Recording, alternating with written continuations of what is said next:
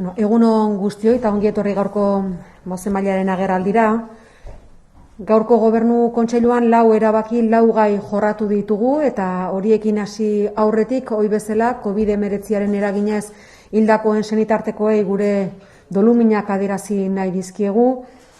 Gaixo daudenei gure maitasuna eta gure animoak helarazi eta bestelako kolpea jasan dutenei COVID-19 eraginez, bai ekonomikoki baita afektiboki ere, horrelakoak ere egon direlako asko eta asko, hoiei ere gure maitasuna helarazi nahi diegu Aldundiaren izenean. Egoera gogorra bizi dugu eta ahaleginari eutsi beharrean gaude, badakigu garapena positiboa izaten ari dela azken egunotan, baina egoera larria da eta beraz ahaleginari eutsi beharrean gaude. Gutako bakoitzak ahalegin hori egin behar du, danon etorkizuna hobea izan dadin.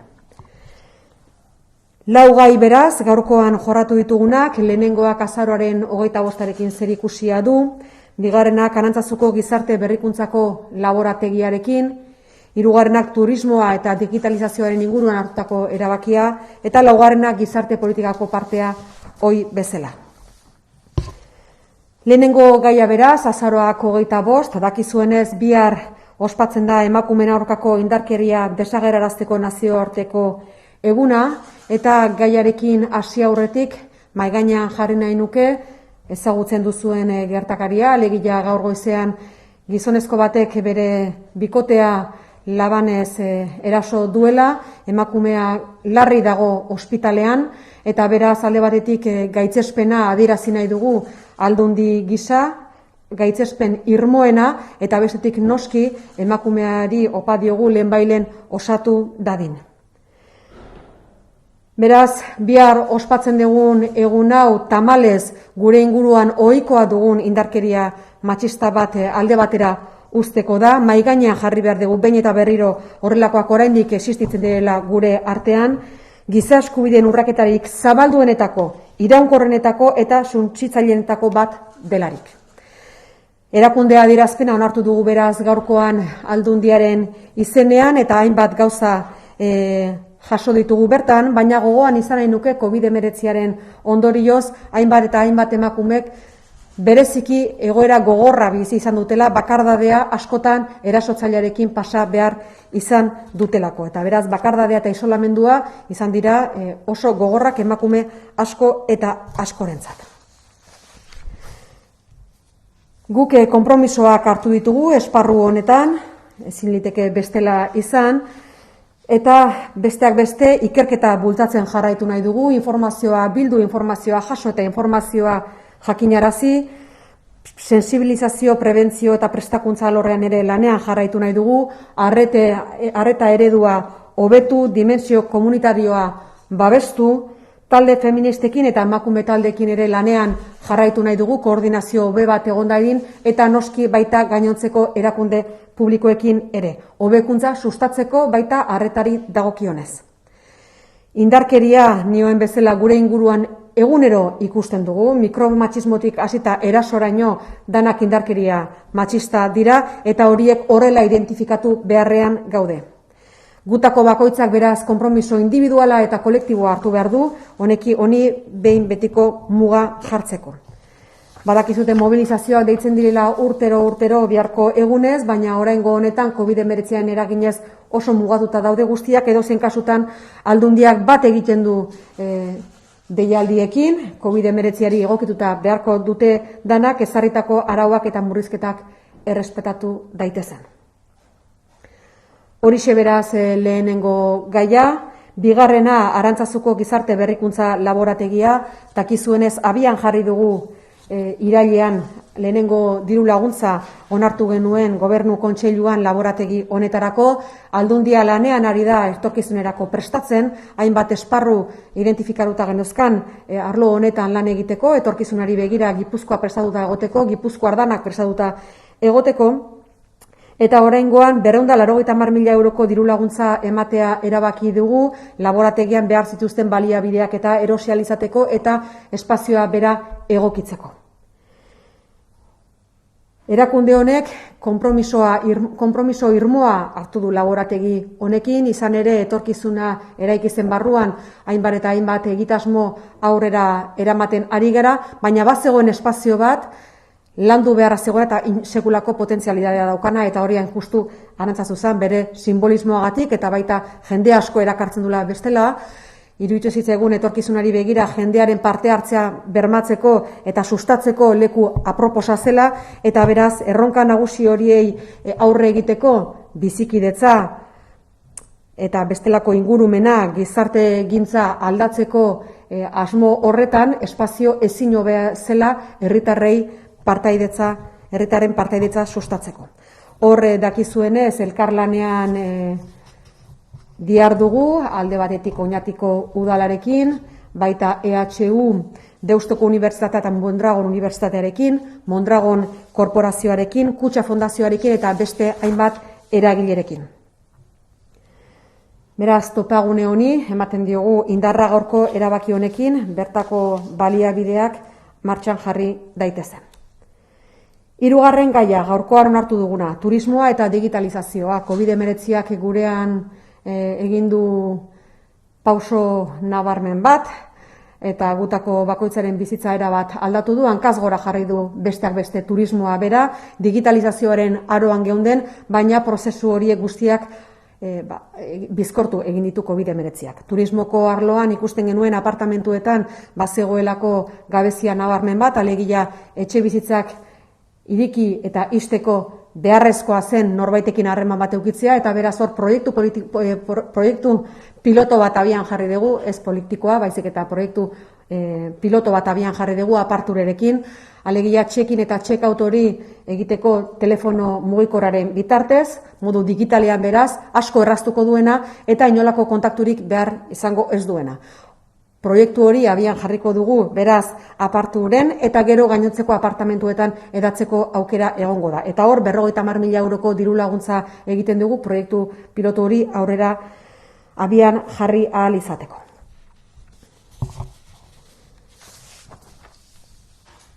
Laugarren puntua, gizarte politikako partea. Hoi bezala, dakizuenez, adineko asko daukagu Gipuzkoan, patologia asko dauzkatenak ere bai, eta horietako asko eta asko gure baliabidetan daude, alegia gizarte politikako baliabidetan, gure egoitzetan. Gogoan izan dezazuen 5.425 plaza dauzkagu Gipuzkoan, 75 egoitzatan, eta horietatik 160 lagun positibo daude gaur egun. 160 lagun diagnostiko positiboarekin Gipuzkoako 17 egoitzatan. Horietatik 79 Eibarko ospitaleko planta sozialean edo San Jose egoitzan Ordizian. Gogoratzearren, abuztuaren 11tik ona, alegia bigarren olatuak eztanda egin zuenetik ona, 77 hildako izan ditugu egoitzetan tamalez. Eta sendatutakoak 228 izan dira. Langilei dagokienez, adinekoen egoitzetan, 173 langile daude momentu honetan diagnostiko positiboarekin, Gipuzkoako 40 egoitzatan. 201 langile sendatu dira bigarren olatu honetan. Gainontzeko baliabidetan, eguneko zentroetan azken astean 4 positibo atzeman dira, desgaitasuna duten nei arreta zentroetan 5 positibo atzeman dira aste honetan, gogoan izan 886 plaza dauzkagula, gizarte inklusioan ez da positiborik atzeman, eta hor 417 plaza dauzkagu, adingabetan ere ez da kasu positiborik atzeman, eta 400 plaza dauzkagu alor honetan. Hori edanak aurrera eraman alizateko, alegia kribado hori egiteko ezinbestekoa dugu PCR probak egitea, eta egiten ditugu aldundiko langileek diako profesionalekin batera. Orain arte 53.120 proba egin dira, PCR proba, eta horietatik 5.030 proba egin ditugu aste honetan, egoiliarren eta langileen artean. Amaitu aurretik, hoi bezala, nik azpimarra jarri nahi nuke, Aldundiaren izenean, gure baliabidetan, egoitzetan, hainbat langileek, bertako egoiliarrek eta senitartekoek egiten duten ahalegina, sekulakoa da, egoera oso gogorra bizi dugu, kanpoan daukagun kontagio maila noski eztanda egiten du gure baliabidetan, eta beraz, herritarrei adierazi nahi dugu zenolako larritasunarekin bizidan hori egoitzetan, egoiliarrek baita langileek ere, eta beraz, ardura pertsonala eskatzen dugunean, individuala eta kolektiboa, mesedez aintzat har dezaten zenolako eragina daukan COVID-19ak pertsona guzti hauengan. Hainbat lagun, denbora luzez, sekulako ahalegina egiten ari direnak. Eta hemendik noski, astero bezala gure eskerona eta aitortza egiten duten ahalegin horrengatik. Bien, como les decía, en el Consejo de Gobierno de hoy hemos adoptado 4 decisiones, 4 temas que hemos abordado. El primero de ellos tiene que ver con la celebración mañana del Día Internacional para la eliminación de la violencia contra las mujeres, y decir que el día de hoy hemos tenido conocimiento de una agresión que ha sufrido una mujer en Donostia por parte de su pareja supuestamente. Se encuentra hospitalizada en Donostia en estado grave, por lo tanto, por una parte, nuestro más rotundo rechazo a esta agresión y, por supuesto, también desear que su recuperación sea rápida y satisfactoria. Por lo tanto, vemos diariamente que la violencia sexista, violencia machista existe y que tenemos que hacer esfuerzos, compromiso individual y colectivo para eliminarlo, pero sigue entre nosotros, y con el COVID-19 hemos visto que ha afectado a muchísimas mujeres que lo han vivido con su agresor en soledad y en aislamiento. Por lo tanto, la Diputación Foral de Guipúzcoa, como el resto de instituciones, están para ayudar a estas personas y estamos a su lado. Tenemos una serie de compromisos que hemos adquirido en relación a la investigación, en relación a la información, prevención, sensibilización y formación, una mejora constante del servicio de atención que hemos trabajado con las asociaciones de este ámbito y también con el resto de instituciones para ofrecer un mejor servicio que estamos mejorando continuamente y que hay que seguir mejorando, puesto que observamos que esta violencia sigue existiendo. Segundo asunto que hemos abordado en el Consejo de Gobierno de hoy tiene que ver con la ayuda que hemos concedido al Laboratorio de Innovación Social de Arantzazu por un importe de 290.000 euros para la adquisición de material, realización de obras que hace falta para la puesta en funcionamiento de este laboratorio. Saben que tenemos depositadas muchas esperanzas en este centro, puesto que la Diputación viene trabajando en etorkizunarekin para preparar el territorio y su ciudadanía de cara a los retos que tenemos al futuro, pero teníamos un espacio sin explorar, como es el espacio de Arantzazu, que es un espacio magnífico, donde va a poder participar la ciudadanía y pensar, reflexionar sobre los retos de futuro que tenemos en cuanto a convivencia, en cuanto al trabajo, en cuanto al medio ambiente. Por lo tanto, en este sentido, apoyo inequívoco de la Diputación para su correcto funcionamiento y que tengamos entre todos o que seamos capaces de construir un futuro mejor para toda la ciudadanía guipuzcoana. Tercera decisión que hemos adoptado en el Consejo de Gobierno de hoy tiene que ver con una ayuda que hemos aprobado para el ámbito del turismo y la digitalización. La digitalización, evidentemente, es algo que existía de antes, pero con el COVID-19 hemos tenido que acelerar el proceso. En los apartamentos turísticos había una necesidad evidente para mejorar este ámbito, puesto que el contacto hasta ahora era necesario para apertura y cierre de los apartamentos. Con la digitalización vamos a poner en marcha un proyecto piloto para que en el teléfono, para que podamos realizar la apertura de esos apartamentos a distancia, con un manejo muy fácil, que va a facilitar muchísimo la gestión y, por supuesto, lo que va a evitar es el contacto que hasta ahora era necesario. A consecuencia del COVID-19, evidentemente, estaba desaconsejado y, por lo tanto, con este proyecto piloto vamos a ponerlo en funcionamiento en principio en Aparture y luego se extenderá al resto de apartamentos turísticos. Cuarta decisión, cuarto tema que hemos abordado en el Consejo de Gobierno de hoy tiene que ver con el parte de políticas sociales, como solemos hacer habitualmente. Conocen que tenemos 5.425 plazas en Guipúzcoa, en 65 centros residenciales, y a día de hoy les podemos decir que tenemos 160 personas con diagnóstico positivo en 17 residencias de Guipúzcoa. 69 de ellas se encuentran en el hospital en la planta social del Hospital de Eibar o en la residencia San José de Ordizia.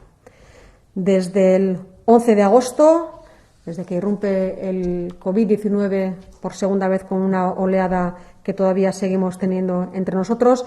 Han fallecido 77 personas, lamentablemente, y 238 se han recuperado de la enfermedad. En el caso de las personas trabajadoras en las residencias, a día de hoy tenemos 173 personas con diagnóstico positivo en 40 centros residenciales. Todo ello somos capaces de detectarlo, evidentemente, porque hacemos un enorme esfuerzo en la Diputación Foral de Guipúzcoa en colaboración con profesionales de la DIA en la detección de la enfermedad. Realizamos PCRs de manera muy importante. Hasta ahora se han realizado 53.120 pruebas PCR y de ellas 5.030 la semana pasada entre personal residente y personal trabajador. Hortik aurrera, gaurko erabakien eta berri eman dut, hortik aurrera norbaitek galderaren bat izango balu, erantzuteko prest naukazuan. Eskerrik asko. Enpresa txiki eta ertean dauden langileak laguntza fiskalak izango dituztela. Nahiko nuke pixka gainetik badere ze laguntza mota izango diren, eta baita zenbat langile edo enpresa hartuko dituen guardaso lorrenpean. Euskaraz da gazteleraz, mesaz.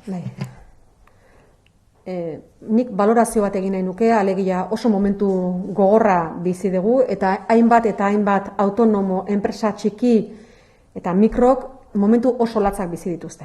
Alegia naiz eta egoera orain artekoa ona izan duten, momentu honetan beraien aktibitatea edo geldituta dago eta beraz likidezia beharrean daude. Ordu nik uste atzoko hartutako erabaki hau benetan historikoa dela, egoeraren larritasunak horrela eskatzen zuen, eta 3 foru aldundiek elkarlanean hartu dituzte erabaki hauek. 3 lurraldetarako berak izango dianak. Beraz nik uste azpimarra lehenengo hor jarri nahi nuke. Egoera oso larria da, eta egoera horren aurrean adostasun historiko bat lortu da 3 aldundien artean egoera honi erantzun egoki bat emateko. Beraz, hor alde batetik lehenengo dagoena da, udaberri aldean hartu zian erabakiak luzatu egiten diala, eta horrekin lortzen dana da likidezia ematea enpresei eta malgutasuna eskaintzea. Eta hori funtsezkoa iruditzen zaigu. Zergatik, momentu honetan, itxolarrian dauden hainbat eta hainbat autonomo, enpresa txiki eta mikrok likidezia behar dute jarraitu ahal izateko. Eta hori da hain zuzen ere eskaintzen diaguna. Likidezia eta malgutasuna. Bestelakoan beste neurri batzuk ere hartu dira, lehenengo luzapen horretaz haratago bestelako neurriak ere hartu dira, eta nik 3 azpimarratuko nituzke. Alde batetik errenta aitorpena egitereko garaian 12.000 eurotik berakoek ez zuten egin beharrik, eta orain hori, kopuru hori handitu eginda, alegia 14.000 eurora pasada. Bestalde, diru iturriak bat baino gehiago badu norbaitek, alegia 2 diru iturri baldin baditu, eta adibide bat jartzearren, lan egiten balin badu enpresa baten eta ertea kobratzen hasten balin bada 2 diru iturri izango liateke, hor 20.000 euro bitartean ez du zertan errenta aitorpenik egin beharrik, baldin eta bigarren diru iturria ez bada 2.000 eurora iristen.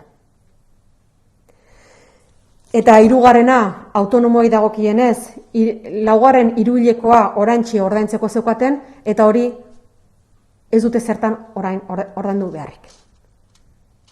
Beraz, egoera larria, akordio historikoa, amankomunen hartu dute erabakia aldundiek, luzapena alde batetik udaberrin hartutako neurri dagokienez, likidezia eta malgutasuna emango diena, eta bestelako neurriak ere lagunduko dutenak egoera honi aurre egiteko. Bien, como les decía, la situación es muy grave en este momento. Sabemos que hay muchos sectores afectados por la situación, por la COVID-19. Por lo tanto, las 3 diputaciones forales han trabajado conjuntamente para dar una respuesta inmediata a esta situación. Es un acuerdo histórico e importante. Por un lado, una prórroga de las medidas fiscales que se aprobaron en el mes hacia primavera, que inyectan liquidez a las empresas y que dan mucha flexibilidad también, por otra parte, que es lo más importante y lo que más necesitan en este momento. Hay muchos autónomos, muchas personas autónomas, microempresas, pequeñas empresas que tienen una buena situación, pero a consecuencia de la parada de la actividad o de la bajada de la actividad necesitan liquidez para poder seguir trabajando y no la tienen, y por lo tanto con esto lo que van a obtener es liquidez inmediata. Una prórroga, por tanto, de las medidas que adoptamos en primavera. Y por otra parte, nuevas medidas que se han aprobado también, que se han adoptado, Voy a subrayar tres. Por una parte, la obligación de declarar en IRPF en 2020 y 2021 pasamos de 12.000 a 14.000 euros. Por otra parte, en los supuestos de que haya más de un pagador, el límite se establecerá en 20.000 euros, siempre y cuando uno de los pagadores no llegue a los 2.000 euros. Por poner un ejemplo, cuando una persona está trabajando en una empresa y a su vez está percibiendo el ERTE, ese ERTE es considerado una segunda fuente de ingresos y, por lo tanto, hasta los 20.000 no va a tener esa necesidad. Y, por otra parte, el pago trimestral que hacen los autónomos ahora no van a tener que hacerlo en este momento.